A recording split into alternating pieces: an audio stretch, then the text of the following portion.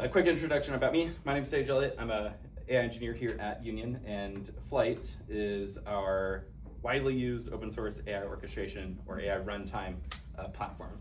And it's been around for quite some time. V1 has been very widely adopted already in the industry for building durable AI pipelines.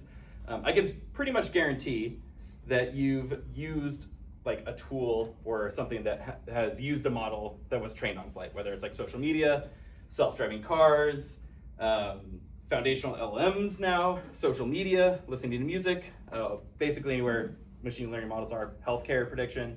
Flyte is often in the background orchestrating the compute to train the models. But then we were thinking, how do we design for the next decade and potentially longer and build more dynamic runtimes, durable dynamic runtime. So Flyte v1 was very widely used, but kind of everything got compiled into like a static DAG, which really worked great for like training workflows, but now with agentic and more dynamic workflows, that's been popping up. Again, I think everyone raised their hands, they're building agents here, right? So you kind of are seeing the need in the industry for really more dynamic workflows. And Flyte 2 brings, now you write your workflows in pure Python. We'll see what this looks like in a second.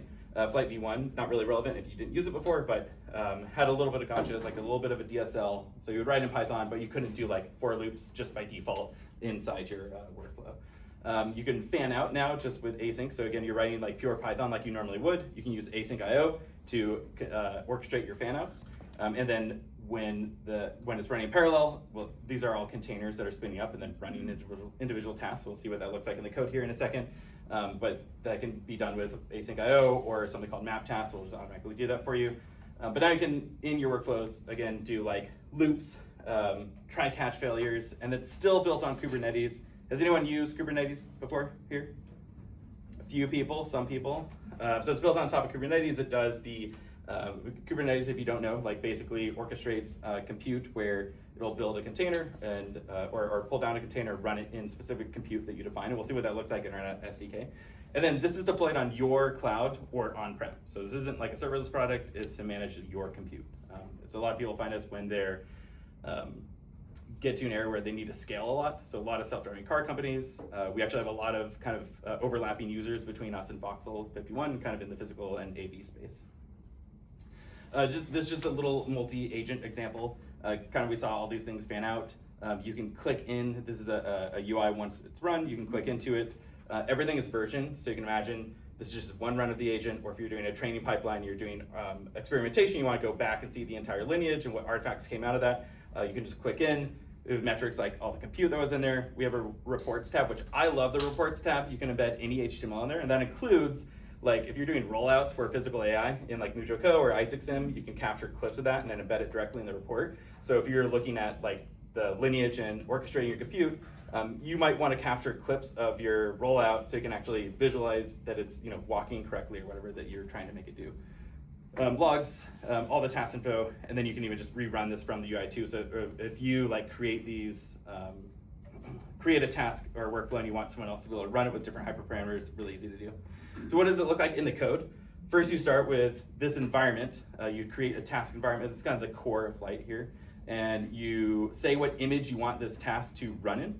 And you can define this image. This is all just in Python here, so you don't have to leave your Python project and then start writing things like Docker files or anything like that. So you can just do directly from requirements.txt, UV file. You could bring in a different Docker file. You can start with a base image and then add different installations. But the key part is that this just feels really easy. At least I'm biased, obviously, because I work on it. But anyone that I know that adopts it over to it, going from like working in Docker files or different build systems to just directly doing this in the Python SDK, feels really easy. You're not leaving your project at all. And you can define secrets. These get stored in Flyte or Union as well.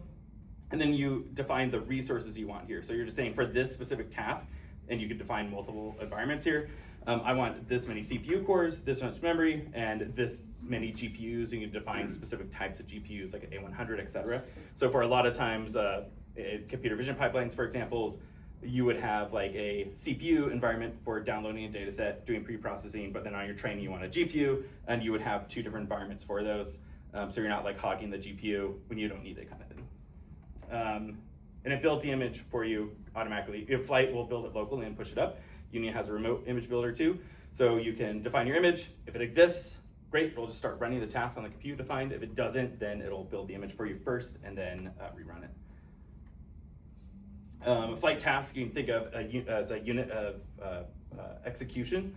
So once you define the environment here, then you just write Python like you normally would. You're adding this decorator on top. You're going to get all this whole bunch of stuff off the bat included with that, like containerization, like we talked about. It's strongly typed, so we do force typing as well for like your inputs and outputs. You got automatic serialization between those containers for your inputs and outputs as well. It's observable, so we kind of saw what it looks like in the UI. You can also just pull all those artifacts down programmatically. Again, async IO, loops conditions, and then you can run this locally or remote. So if you're doing like local development, you want to iterate, you just add like a local flag, and then it'll run on your machine. But then when you kick off like a remote job, you just remove that flag and it'll run. So you write the logic kind of like you normally would. Or who's using like Claude or someone else to write a lot of their logic right now?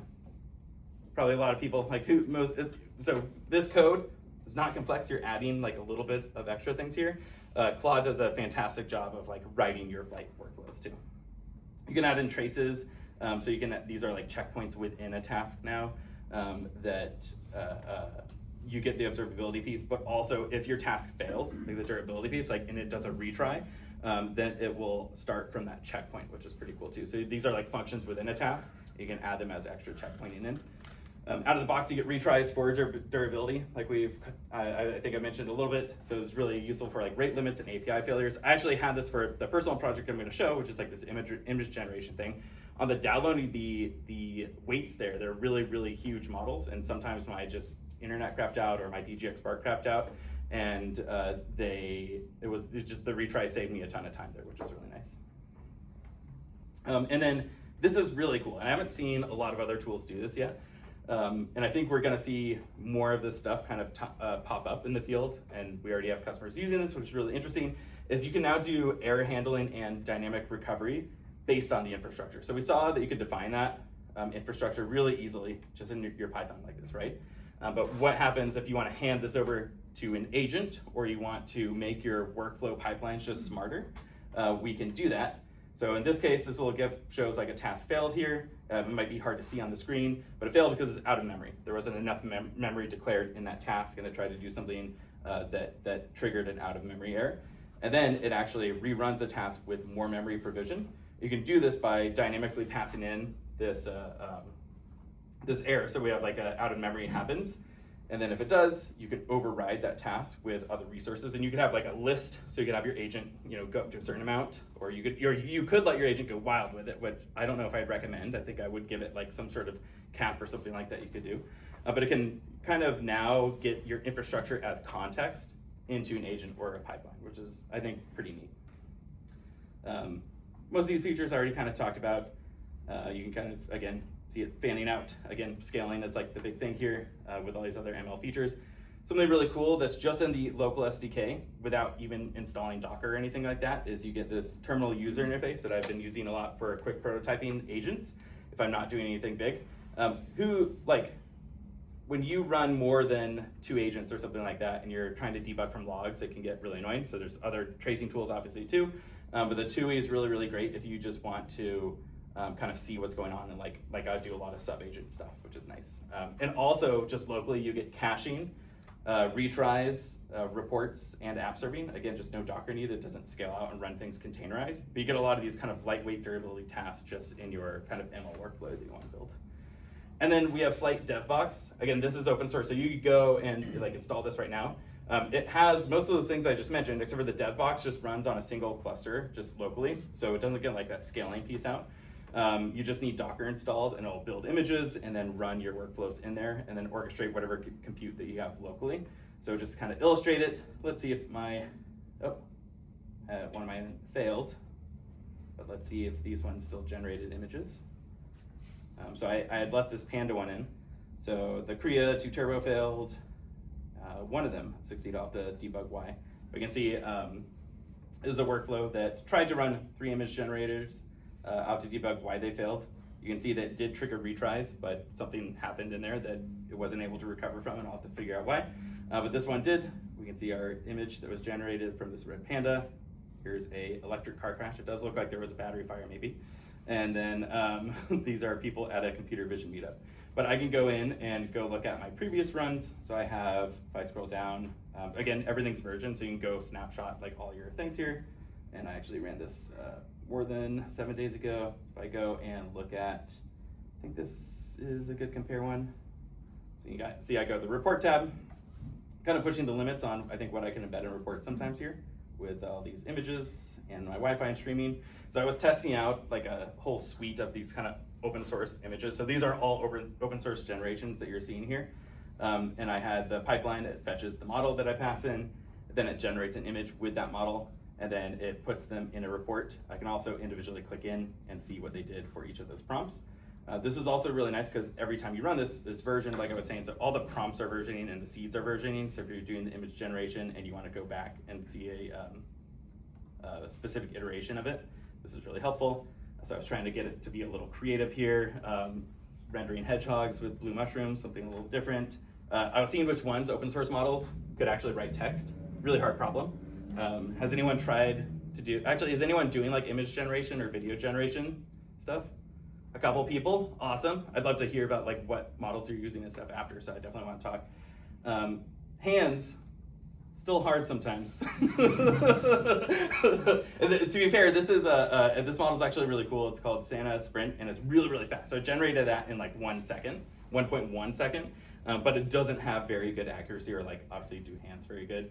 The Quinn 2512 does a pretty good job on a lot of stuff. Still, kind of looks a little off on there, but pretty good for open source model. Okay, they're probably gated closed ones way better. People also a little off sometimes, you know, but sometimes these are like really good too. Again, I was pretty impressed with some of these, like the Z Image Turbo and the Quinn Image 2512 had really realistic ones. And then one of the ones I tried to generate just now that wasn't in the suite, Kriya 2 also has some really, really good results if anyone's interested in looking into those. Close-up faces, and I tried specifically was saying like add freckles to it, and you know, sometimes the model's just like, well, let's just throw in like a layer of texture. I don't know if you can see it all the way back there, but it's like, you know, it doesn't look like realistic freckles, so they're just throwing in. But again, some of these pretty impressive results. Action shots was hard. I was trying to also see like, could they count, you know, putting 3 apples and then a pear, and a lot of them couldn't. They would always put 3 things, but it wouldn't do 3 apples and a pear. It was kind of messing up, but a really good image of apples and pears. So I was just messing around with a whole bunch of different things to see like what would work. And also some of the realistic models, they're really good at realistic stuff, but they're not good at following prompts or doing like specific art styles, which you might want to like fine tune one to do a specific art style. But for example, this did really good for realistic stuff, but does a bad job when I tell it to do like a specific Japanese art style. And some of the lighter weight models actually did a way better job with that. So kind of interesting, like depends on what you're trying to do with it. You should test all these out and then see which one works best for your use case. Also, because they're open source, doesn't mean that they all have the same licenses though. So if you're using it for like commercial purposes, they don't all have the license for that. So you have to double check for that too. And I've been doing kind of these like personal projects almost every week where I pick a topic like this and try to dive in as much as I can for the week and then like stream it on Friday. So I did images last week, image generation, and then I'm moving on to video generation this week. So these are all open source models, similar things, trying to kind of see which ones can do a good job. Oh no, I don't know why I wouldn't load it there, but it's just fun to look at. Ocean generating. This is interesting, blacksmith hands, or working as a blacksmith, and none of them put gloves on by default. So I think I think all their hands are really gonna hurt. If I did prompt for it, I bet like some of these would. Like this one looks pretty good, but again, that I don't know. And literally none of them. Just working with molten iron is totally fine. So when people claim these are world models with really good understanding of the physics and stuff like that, I don't know. Sometimes I don't know if that's the right term all the time. But yeah, really good. Even this, you know, that metal's gonna be really hot. Again, some of the people were pretty impressive too. Like that looks really good. Turning around. Some of them, you get scared easy. Don't worry, it's not that scary, but a little bit nightmare fuel. But I was, again, pretty impressed with a lot of these open source ones. And what I found that open source video models in particular are even harder, like to find a good one. A lot of them will have an open source one, and then a few iterations later, that's their closed source one, and they don't give that away for free. So I'm like, are they ever going to, or kind of have they stopped putting out open source ones? So does anyone have an open source video generation model they like right now? What is it? Quinn 8BVL. Okay, I'll look at that. Yeah, I don't think I have that one in here yet, but yeah, some of these pretty impressive. This is interesting too, like a glass of red wine tips over on a marble counter and spills across. None of them actually have the wine glass tipping. They're all like spilling wine around. I guess technically this one kind of could be, it doesn't really look like a wine glass though, but just kind of interesting. Car ones, a lot of them were pretty good looking too. Like not car crashing like that person wanted, but these are driving. I don't know how the crash would look, we could try that. But the video gen takes a lot longer. Also writing letters out was really hard for a lot of them. And these are all just pure text to generation for these video ones, not image to video or video to video. So I do want to kind of fiddle around with that potentially before Friday as well. Motion stuff is really hard for a lot of them. All of these look off. Some of them look way closer, but all really kind of weird if you like really zoom into these. This one's my favorite. I want to see someone skateboard like that. And then lastly, I just try to put in more texture like water and stuff like that. And again, pretty impressed with some of these. This Kandinsky 5 light actually had a lot of really good realistic looking stuff. And this is all just running on, again, that Flyte dev box. This is on my DGX Spark, which is at home right now, and I'm just remoting into it.